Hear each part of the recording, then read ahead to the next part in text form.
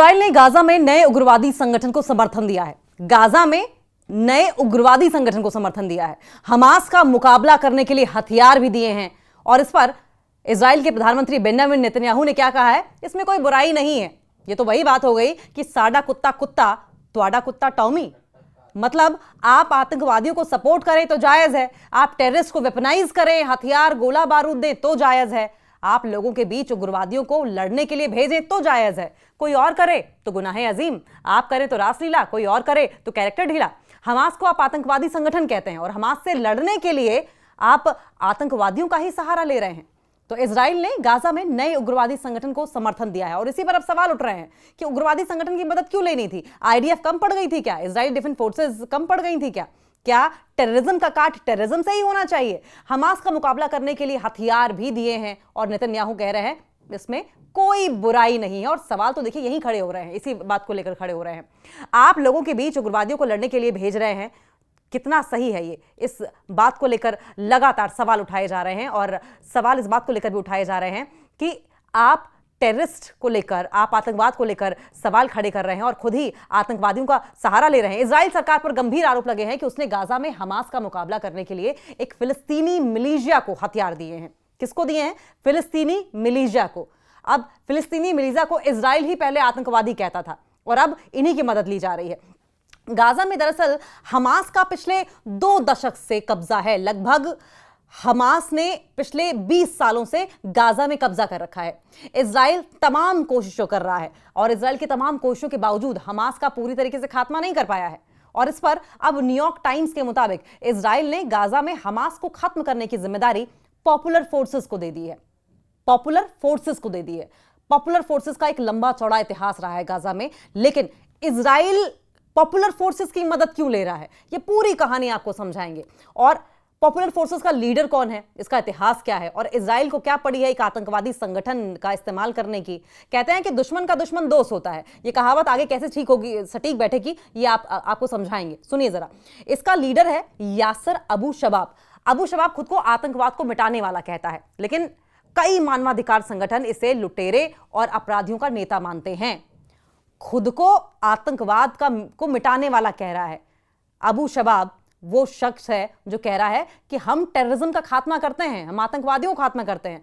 लेकिन कई ऐसे ह्यूमैनिटेरियन ऑर्गेनाइजेशंस हैं, कई ऐसे मानवाधिकार ह्यूमन राइट्स ऑर्गेनाइजेशंस हैं जो कि अबू शबाब को लुटेरा और अपराधियों का नेता मानते हैं, क्रिमिनल्स के गैंग को चलाने वाला मानते हैं। अब इजराइल के प्रधानमंत्री बेंजामिन नेतन्याहू ने भी पिछले ही हफ्ते यह माना था कि उन्होंने गाजा में हमास को कमजोर करने के लिए उनके विरोधी संगठनों को अपना समर्थन दिया है। विरोधी संगठन को, यानी कि अबू शबाब पॉपुलर फोर्सेस का जो नेता है वो हमास का विरोधी है, हमास का ओपोनेंट है। तो इसका मतलब यह हुआ कि बिल्कुल उसी राह पर चल रहा है इजराइल कि हमास का दुश्मन पॉपुलर फोर्सेस यानी कि अबू शबाब और दुश्मन का दुश्मन जो है वो दोस्त होता है। और अबू शबाब का पॉपुलर फोर्सेस की मदद शायद इसीलिए इजराइल ले रहा होगा। नेतन्याहू ने कहा कि अगर इससे इजरायली सैनिकों की जान बचती है तो इसमें गलत क्या है। लेकिन सवाल वही है कि अगर आप आतंकवादी का सहारा, आतंकवादी ग्रुप का सहारा, टेररिस्ट ऑर्गेनाइजेशन का सहारा दूसरे टेररिस्ट ऑर्गेनाइजेशन को खत्म करने के लिए लेते हैं, जैसा कि इजराइल दावा कर रहा है, तो क्या इसमें गाजा की जो मासूम जनता है उसे झेलना नहीं पड़ेगा? इसके जो रिपरकशंस हैं, इसका जो प्रभाव है, इसका खामियाजा जो है, गाजा की मासूम जनता को नहीं झेलना पड़ेगा? क्या वहां और बर्बादी और तबाही नहीं आएगी? क्या वहां और मासूम लोग नहीं मारे जाएंगे? क्योंकि कहते हैं कि अब घृणा को घृणा से नहीं मिटाया जा सकता, हेट्रेड को हेट्रेड से नहीं मिटाया जा सकता, वेपन को वेपन से संभवतः मिटाया जाता होगा, लेकिन किस बिना पर, किस प्राइस पर? तबाही की प्राइस पर, मासूम लोगों की जान की प्राइस पर। अब देखिए, हमास की कैद में था अबू शबाब। अबू शबाब के बारे में हम जिक्र कर रहे थे, इसके इतिहास के बारे में जिक्र कर रहे थे। जेल से फरार हुआ था ये। रिपोर्ट्स ये कहती हैं कि अबू शबाब एक समय छोटे अपराधों में लिप्त था। कुछ साल पहले हमास की पुलिस ने उसे चोरी और ड्रग्स की तस्करी के आरोप में जेल डाल दिया था। किसने डाला था? हमास की पुलिस ने उसे चोरी और ड्रग्स की तस्करी के आरोप में जेल डाला था। और 2023 के अंत में जब इजराइल और हमास के बीच में जंग छिड़ी तो इजरायली हवाई हमलों की आड़ में वो जेल से फरार हो गया। 7 अक्टूबर 2023 की बात आप याद कीजिए कि जब दोनों के बीच में जंग छिड़ी, इजराइल ने अटैक किया तो फिर उसे मौका मिल गया एस्केप करने का और वहां से फरार हो गया। जेल से भागने के बाद उसने खुद का एक सशस्त्र संगठन पॉपुलर फोर्सेस मिलिशिया खड़ा कर दिया। जैसे वहां से भागा उसने लोग इकट्ठा किए और उसके बाद उनको शस्त्र दिए और शस्त्र यानी कि वेपन्स देने के बाद पॉपुलर फोर्सेस मिलिशिया बना दिया। पॉपुलर फोर्सेस मिलिशिया दक्षिणी गाजा में एक्टिव है। इसमें 100 से ज्यादा मेंबर हैं। ये लड़ाके फिलिस्तीनी झंडे और काउंटर टेररिज्म यूनिट के पैच वाली वर्दी पहनते हैं। इजरायली एजेंसी शिन बेट ने प्लानिंग की है मर्डर की। मीडिया रिपोर्ट्स में दावा किया गया है कि पॉपुलर फोर्सेस इजरायली सेना के नियंत्रण वाले इलाकों में काम कर रही है। पॉपुलर फोर्सेस वो उग्रवादी संगठन है जिसकी मदद आईडीएफ ले रही है, यानी कि इजरायली डिफेंस फोर्सेस ले रही हैं, और वो उन्हीं इलाकों में काम कर रही है जो इलाके इजरायली सेना के कब्जे में है, इजरायली सेना के कंट्रोल में है। इजराइल ने हमास से जब्त किए गए हथियार जैसे कि क्लाशनकोव AK-47 राइफलें भी इन्हें दी हैं, यानी कि बाकायदा हथियार भी दिए हैं इजरायली डिफेंस फोर्सेस ने पॉपुलर फोर्सेस को, मिलिशिया ग्रुप को।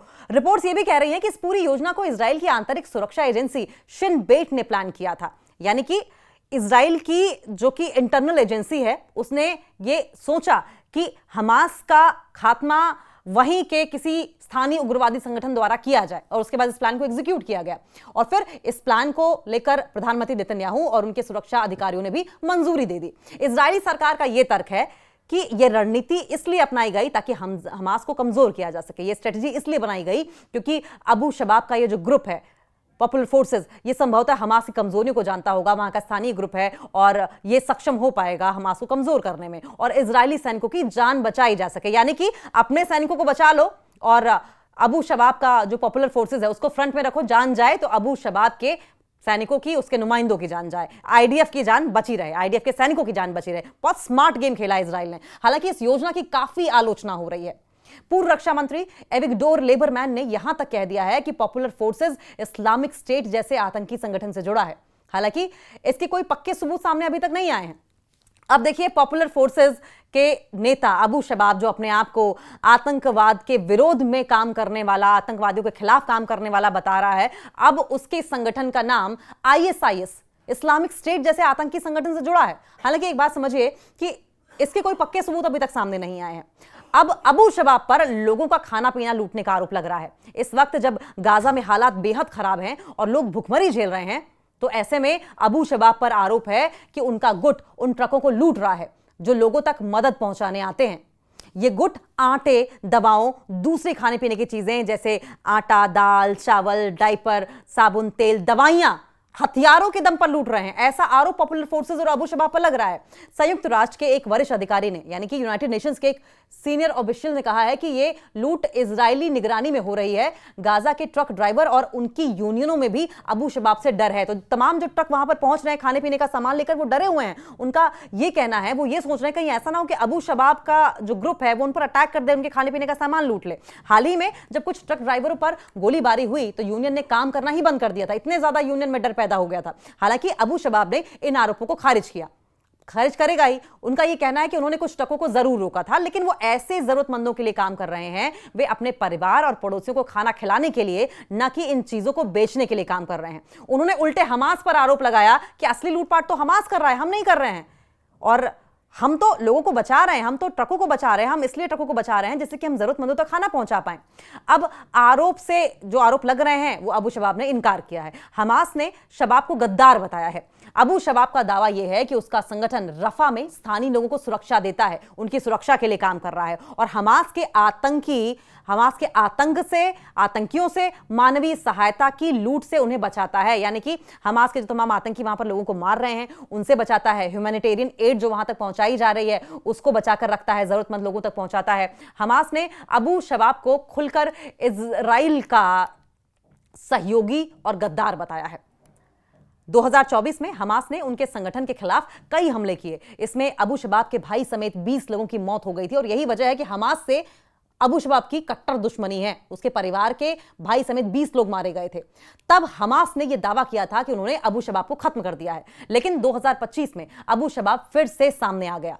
यानी कि वो मरा नहीं था, वो जिंदा था। यासर ने हाल ही में एक वीडियो मैसेज जारी किया था जिसमें उसने दावा किया कि उनका गुट पूर्वी रफा पर नियंत्रण कर चुका है। उन्होंने विस्थापित नागरिकों से इजरायली सेना की निगरानी में बने अस्थायी शिविरों में लौटने की अपील की। उसने कहा कि यहां पर उन्हें भोजन, रहने की जगह और सुरक्षा तीनों दी जाएगी। अबू शबाब का समूह सोशल मीडिया पर खुद को गाजा में एक जिम्मेदार ताकत की तरह दिखाने की कोशिश कर रहा है। उन्होंने वीडियो और तस्वीरों के जरिए दिखाया है कि वो ट्रकों की सुरक्षा कर रहे हैं, लोगों को खाने और दवाइयों की मदद दे रहे हैं और लोगों से अपील कर रहे हैं कि वे अपने घरों को लौटें क्योंकि अब उनका इलाका सुरक्षित नहीं है। न्यूयॉर्क टाइम्स के मुताबिक गाजा की मौजूदा हालत में इजराइल ये तय नहीं कर पा रहा है कि भविष्य में वहां किसका शासन होगा। नेतन्याहू ना तो पूरी तरीके से इजरायली सेना का प्रशासन चाहते हैं और ना ही फिलिस्तीनी प्राधिकरण का समर्थन करना चाहते हैं, क्योंकि इसका मतलब यह होगा कि फिलिस्तीन राज्य को मान्यता देनी पड़ेगी, जो कि उनकी सरकार के कई मंत्रियों को मंजूर नहीं है। और यही वजह है कि लगातार बेंजामिन नेतन्याहू अपने फैसले को लेकर डामाडोल दिखाई दे रहे हैं। कोई एक मुश्त जो कहते हैं मजबूत फैसला जो है वो लेते हुए नहीं दिखाई दे रहे हैं। और इसी को लेकर अब इजरायली सरकार को लेकर कटघरे में खड़ा किया जा रहा है। उग्रवादी संगठन को जिस तरीके से सपोर्ट किया है उसको लेकर उन्हें कटघरे में खड़ा किया जा रहा है।